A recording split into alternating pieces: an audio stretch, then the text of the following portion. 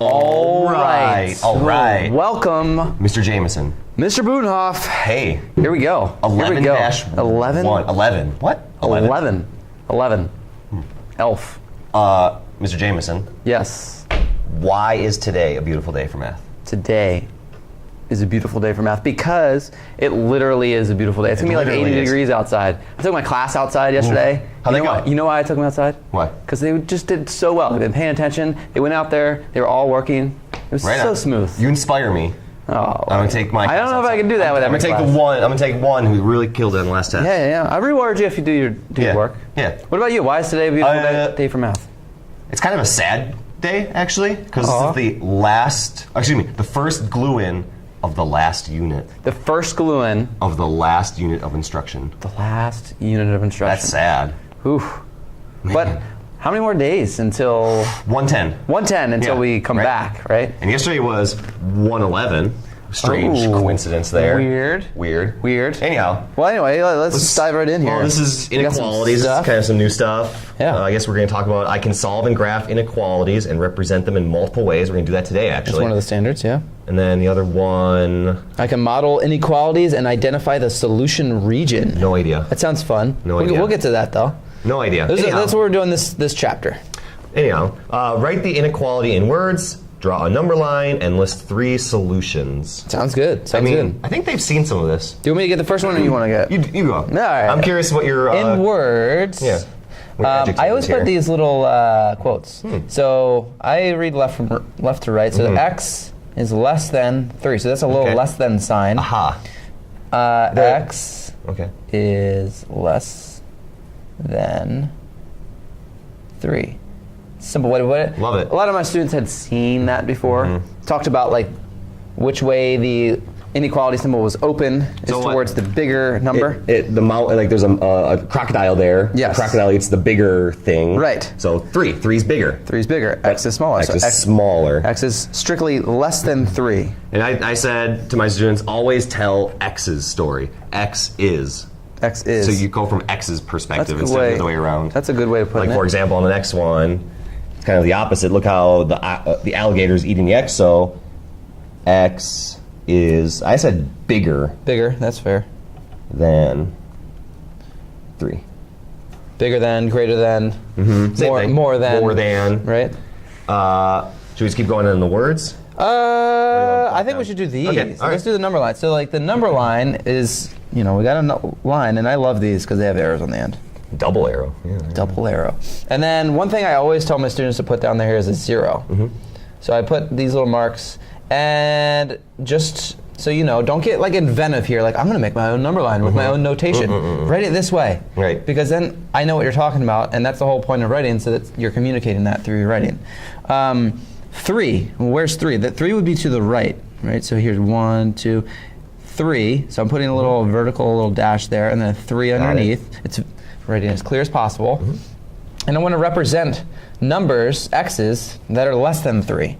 So what numbers are less than 3? So like 2, 1, 0, negative 1. Yeah, negatives. All that. So at 3, we want to put a circle, and it's an open circle. It's not shaded in. It's right over that mark. Clear circle. An open, clear circle, right?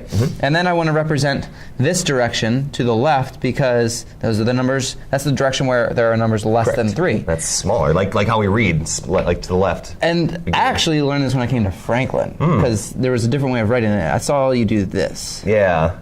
Which I like because it just shows, hey, we're going this way.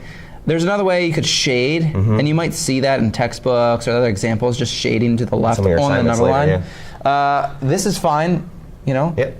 Some of your assignments will have a grading shading them on. Right. I want to know. Number line. I'm grading you on. A clear dot. Some people just forget, I'm going to put a circle there. That's a big point there, because you'll see there's a difference. I've seen nothing, just the arrow. Right. The heck? Got to be clear. So communicate your thoughts through this diagram. And then 3 examples. Well, that's easy. 3 numbers that are smaller than 3. So 2, 1, 0. Right. Anything. I like a sweet example I threw on there is 2.999. Yeah, actually I did that too. 2.999999999. As long as the 9s stop, it's not 3. Right.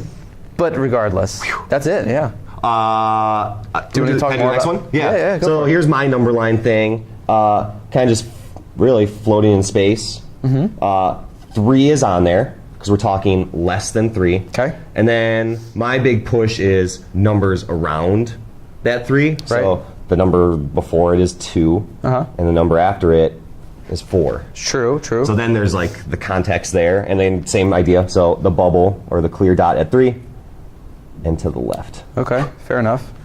Like it. And then 3 examples. 4 is bigger. 5,000. Wait, we did that backwards. Ah, I did it backwards. Greater than. Did you pause and yell at the video? No. So Like, wait a second. Bigger than. Bigger than. 5,000. And then I like this one. 3.001. Right. Boom. So regardless of the way that you would do this, I guess if you're in Jameson's class, you should do it this way. If you're in Munoff's class, do this. But really, if somebody did that and gave me all that context, I'd be like, yeah, that's right. And they know what they're talking about. They know what they're talking about. And that's the whole point, right? Yeah. Do you know what you're talking about? Right. That's why I put the 0 there. If you put numbers right around it, that's cool too. In any case, what we're grading on is that dot. Yes. And then going in direction. In that direction, right. Yes, exactly. All right. Perfect. Well, okay, clear dot. What the heck? So That's clear dot. Well, let's just move on to the next one. So now we've got a little symbol that's underneath that alligator symbol. So x, from the perspective of x is not getting munched on. less than Smaller, actually, less than. or equal to, How do you get the equal? because of that underline right there. Oh, right. Less than or equal to 5. So x is a number. X is smaller. It's less than. or Equal to 5. So I'm going to go with my version of the number Of course. line. I like how we're giving both examples. This is good stuff. So I'm going to go with 0. 5 would be over here in the positive direction. And then, okay, so we want to include 5 now because we're talking about numbers that are less than 5, so this way, but we also want to include 5, so we need to shade this Is that in. a perfect right angle? Perfect. Wow. It's a perfect right angle. Okay, so yeah. So- it could be 5.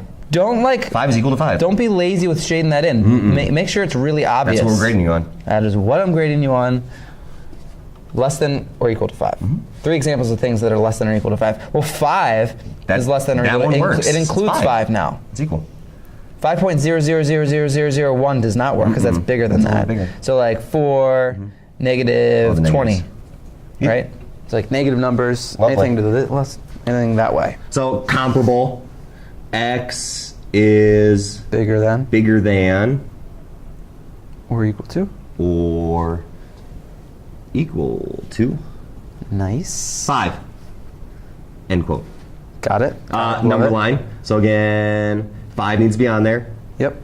Numbers around it. Numbers around it a little bit lower. 4 I like and that. 6. I like that. And that's the negatives. Ooh, the negatives trip them up. Ooh. So 5, we put a dot there, and it could be equal to. So bigger than. Fill that in.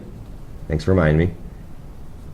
Bigger than. Numbers bigger than 5. Bigger than or 5. Equal to. Bigger than 5. So it could be 5, 6, or 7,000. Any number bigger than 5. Yeah. You got it. That's basically that's it. it. There's another thing on Yeah. the assignment with solving for Solve x. it. I got it. And it's the same thing, Yeah. except it's just an inequality symbol. So there's one trip up with Yeah. that. If you multiply or divide by a negative number, It flips. then you flip the inequality sign. So try to avoid multiplying or dividing by a negative in this assignment. And later on we'll talk about what you should do. Good luck.